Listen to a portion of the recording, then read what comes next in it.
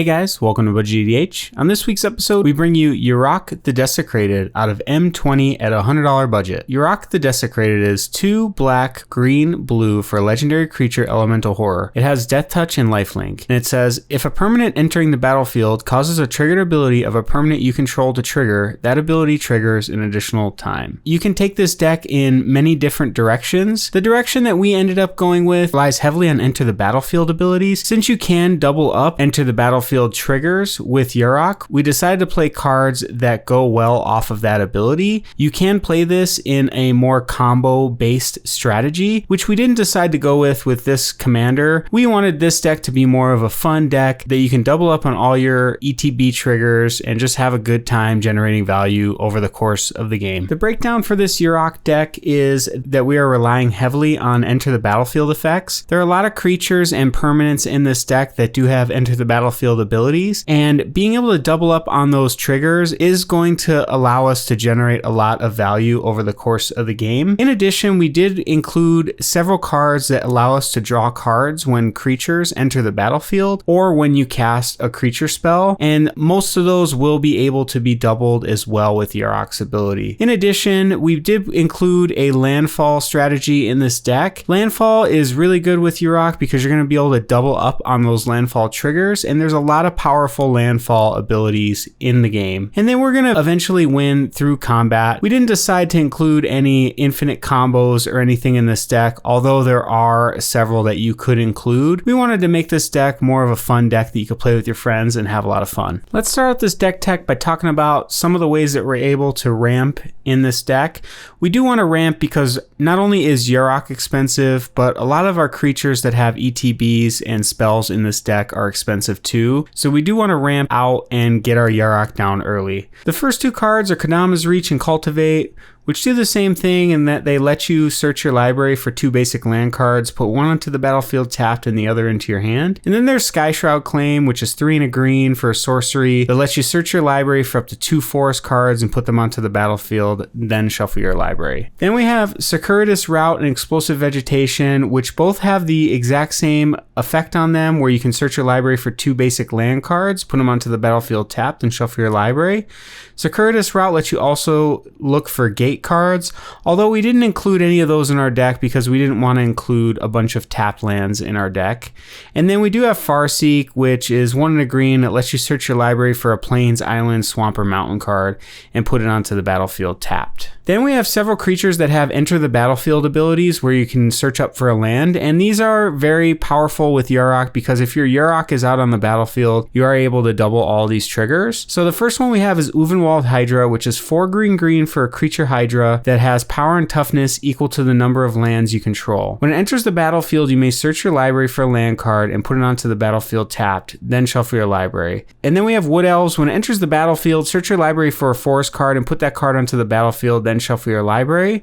And then there's Elvish Rejuvenator. When it enters the battlefield, look at the top 5 cards of your library. You may put a land card from among them onto the battlefield tapped. Put the rest on the bottom of your library in a random order. To wrap things up, we have Farhaven Elf. When it enters the battlefield, you can search your library for a basic land card, put it onto the battlefield tapped, and then shuffle your library. And then there's Coiling Oracle. It's a green and a blue, and when it enters the battlefield, reveal the top card of your library. If it's a land card, put it onto the battlefield. Otherwise, put that card into your hand. One of the most powerful cards in this deck is Panharmonicon. It's an artifact. If an artifact or creature entering the battlefield causes a triggered ability of a permanent you control to trigger, that ability triggers an additional time. This is the same ability that is attached to your commander, but this is an additional way of doing the same thing. So not only does it provide some redundancy, but if you have this on the battlefield with your Yarok out, you will get triple the triggers, which is really nice. And since your commander is one that people will want to remove when they see it, having an artifact that does the same thing in your deck is just a really great way to provide some resiliency in your deck. And it is a very powerful ability when paired with all the cards that we include in our deck. Let's go over some of the ways that we're able to generate some value in this deck and draw a lot of cards. And these are all enchantments or creatures that allow us to draw cards when creatures enter the battlefield or that we cast creatures. So first up we have Zendikar Resurgent. It's an enchantment that whenever you tap a land for mana, add 1 mana to your mana pool of any type that land produced, and whenever you cast a creature spell, draw a card. So not only is this going to double up your mana, but whenever you cast a creature spell, it's going to help you draw a card too. One thing to note, this is the only one of these draw engines that does not work when it enters the battlefield, so this will not double up with your commander. It is still an incredibly powerful card. And then we have Elemental Bond, 2 and a green for an enchantment. Whenever a creature with power 3 or greater enters the battlefield under your control, draw a card. We do have a lot of creatures with power 3 or greater in our deck, and this is definitely a powerful enchantment. And then we have Guardian Project. It's an enchantment that whenever a non-token creature enters the battlefield under your control, if it doesn't have the same name as another creature you control or a creature card in your graveyard, draw a card. This is going to let you draw a card whenever any non-token creature you control enters the battlefield. And then we have Kiora Behemoth Beckoner. It's a planeswalker that whenever a creature with power 4 or greater enters the battlefield under your control, you can draw a card. And it does also have the ability that you can -1 and untap target permanent. The nice thing is it does come in with 7 loyalty, so not only is this going to be hard to remove, but you can activate her ability 6 times. And then you have Soul of the Harvest. It's a creature that whenever another non-token creature enters the battlefield under your control, you may draw a card. So these are all really nice ways of generating some additional value in this deck to stay ahead of your opponents and draw a lot of cards. Next, let's talk about some of the enter the battlefield abilities that we included in this deck. And first up, we have 3 cards that enable you to destroy artifacts, enchantments, and even lands. And the first one we have is Manglehorn, 2 and a green, and when it enters the battlefield, you may destroy target artifact. Artifacts your opponents control enter the battlefield tapped. Then there's Reclamation Sage. When it enters the battlefield, you can destroy target artifact or enchantment. And then the best one of the bunch is Acidic Slime. When it enters the battlefield, destroy target artifact, enchantment, or land. And with your Yarok on the battlefield, you are able to double all of these, and we do have some ways of repeating the ability on these cards, which we'll go over later in the video. Next up, we have a few creatures that allow us to remove threats from our opponent's board. And the first creature is Ravenous Chupacabra. When it enters the battlefield, destroy target creature an opponent controls. And then we have Shriekmaw, which has fear, and when it enters the battlefield, destroy target non-artifact, non-black creature, and then you can choose to evoke it for 1 and a black, and that means that you can cast this spell for its evoke cost. If you do, sacrifice it when it enters the battlefield. And then there's Duplicant, and it has Imprint. When it enters the battlefield, you may exile target non-token creature, and as long as a card exiled with Duplicant is a creature card, Duplicant has the power, toughness, and creature types of the last creature card exiled with Duplicant. It's still a shapeshifter. And with all these, again, you can double all these with Yarok. There's a couple of creatures that we included in this deck that have enter the battlefield abilities where we can search for other cards or creatures in our deck. We went with this route for our tutors because with Yarok on the battlefield, we are able to double these up and search for multiple cards or creatures. So the first one we have is Runescar Demon. It's 5 black for a creature that says when it enters the battlefield, search your library for a card, put it into your hand, then shuffle your library. And then we have Fierce Empath, 2 and a green for a creature that says when it enters the battlefield, you may search your library for a creature card with converted mana cost 6 or greater, reveal it, put it into your hand, then shuffle your library. These cards are going to be able to find some of your more powerful cards in the deck and your win cons, which we will go over later in the video.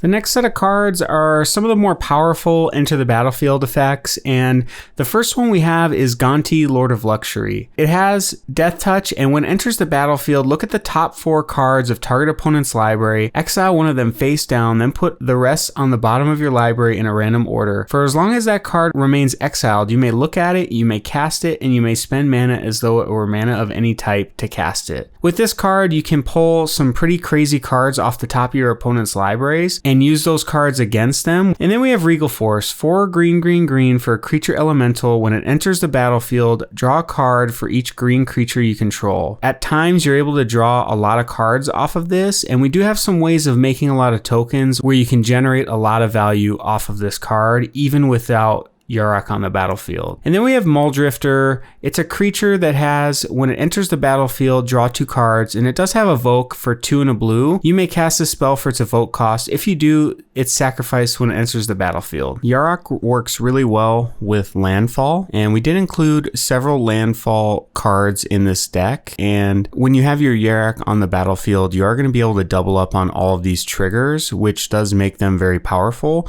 So we did include the most powerful of the Landfall cards in our deck. So first up, we have Royal Elemental, 3 blue for a creature that has Landfall. Whenever a land enters the battlefield under your control, you may gain control of target creature for as long as you control Royal Elemental. Stealing your opponent's creatures is one of the better things that you can do in this game, and you can use those creatures against your opponents, which can be a lot of fun. And then we have Retreat to Hagra and Retreat to Khazandu that are both enchantments that have Landfall, and whenever a land enters your battlefield, you get to choose one. So on Retreat to Hagra, you can give target creature +1/+0, and it gains Death Touch until end of turn, and each opponent loses 1 life and you gain 1 life. And then Retreat to Khazandu gives a creature +1/+1, or you can gain 2 life. Both of these cards give you some additional value over the course of the game, and Retreat to Hagra can be a win condition in this deck, as you're able to drain your opponents every time you play a land, and you can double up those triggers with your commander's ability.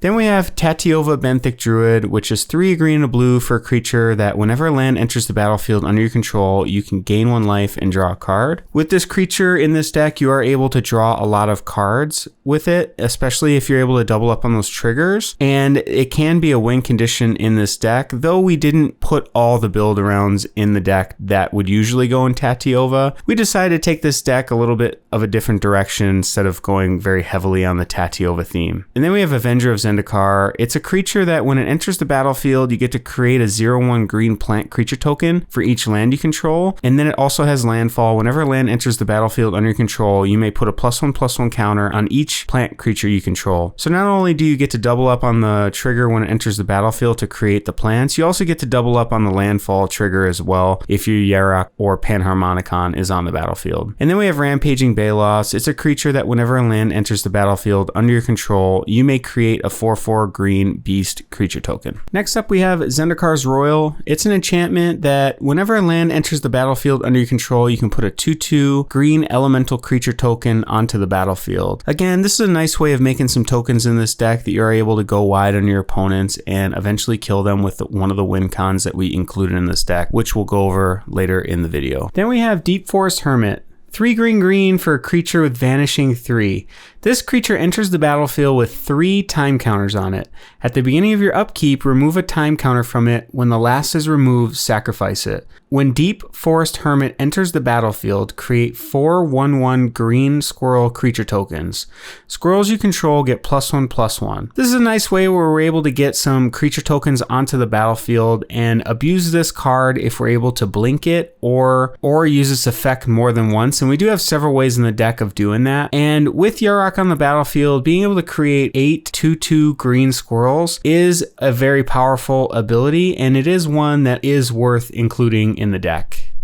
The next card on the list is Agent of Treachery. It's 5 blue for a creature that when it enters the battlefield, gain control of target permanent. At the beginning of your end step, if you control 3 or more permanents you don't own, draw 3 cards. This is extremely powerful if you're able to bounce or blink this creature and get multiple triggers of its ability. We did include a few ways of blinking our creatures and or returning them to our hand in this deck. And the first card we have is Ghostly Flicker. 2 and a blue for an instant. Exile 2 target artifacts, creatures, and or lands you control. Then return those cards to the battlefield under your control. And then we have Displace, which does the exact same thing, except that it can only target creatures. Being able to use your creature's ETB effects more than once with Yarok on the battlefield is extremely strong. And not only that, but it does also help you protect your creatures or permanents by having these spells in your deck. The next card that can help us blink our creatures creatures is Deadeye Navigator. 4 blue for creature spirit with soul bond. You may pair this creature with another unpaired creature when either enters the battlefield. They remain paired for as long as you control both of them. As long as Deadeye Navigator is paired with another creature, each of those creatures you can pay 1 and a blue to exile this creature, then return it to the battlefield under your control. This is one of the most powerful cards in this deck outside of Yarok and Panharmonicon. This allows you to combo off with creatures that allow you to untap lands. If you're able to use this with something like a Peregrine Drake, you can generate infinite mana in the deck.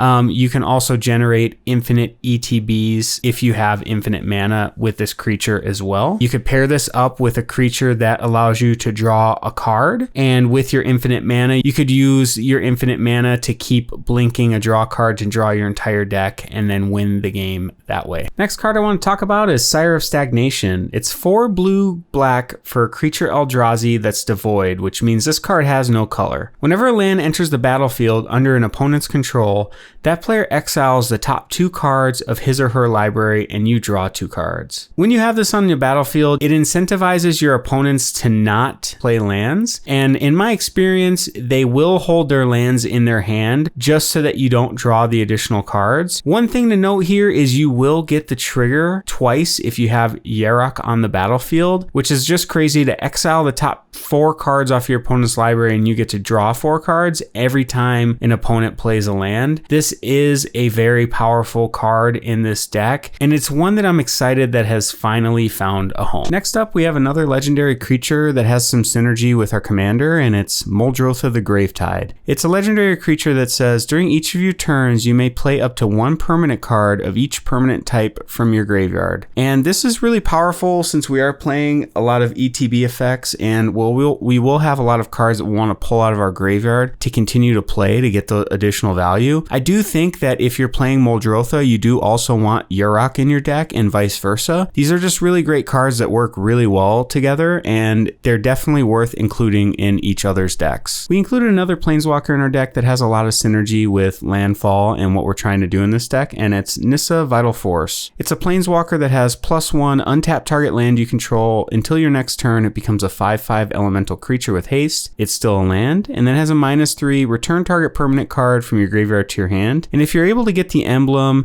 it's -6, and you get an emblem with whenever a land enters the battlefield under your control, you may draw a card. Now, you will want to try to get the emblem with Nissa. It is very powerful with our deck that whenever you play a land, you can draw multiple cards with Yarok, and that will allow you to pull ahead really quickly. You can also use it for its -3 where you're able to return permanent cards from your graveyard to your hand. That's also a very powerful ability in this deck too, since we do have a lot of ETB abilities. A really great card that I like including in green decks, especially ones that have a lot of creatures, is Temur Sabretooth. It's a creature that you can pay 1 and a green to return another target creature you control to its owner's hand. If you do, Temur Sabretooth gains indestructible until end of turn. Now, this is a great creature for this deck for 2 reasons. So first, you can use Temur Sabretooth to protect some of your creatures in the deck by returning them to their hand. And the second reason that this is great is you do have a lot of creatures that have ETB abilities on them, and being able to return them to your hand to replay them to generate some additional value is really powerful in this deck. This card does have a very low cost of returning it to your hand, and you will have a lot of ways to generate a lot of mana in this deck. Another card that I like including in this deck, and it goes off of our theme of stealing some of our opponent's cards and creatures, is Villainous Wealth. It's an X spell, and it says target opponent exiles the top X cards of his or her library. You may cast any number of non-land cards with converted mana cost X or less from among them without paying their mana costs. Since you do have a lot of ways of generating a lot of mana in this deck, having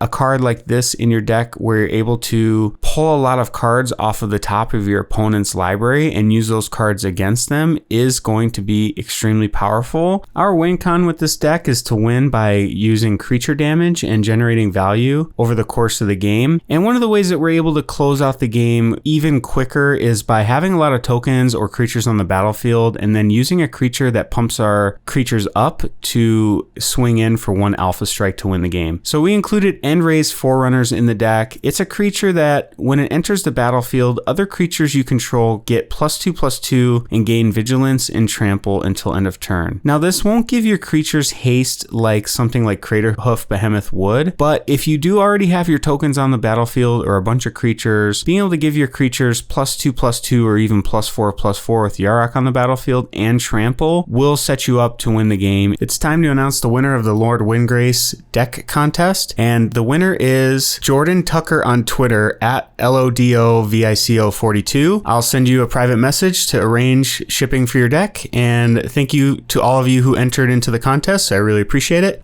Stay tuned for more contests. We will have another one when Commander 2019 comes out for one of the Commander decks that we will upgrade. Thank you so much for taking the time to watch our video today. If you haven't already, subscribe to our YouTube channel and check us out on social media on Facebook, Twitter, or Reddit. We'll see you next time.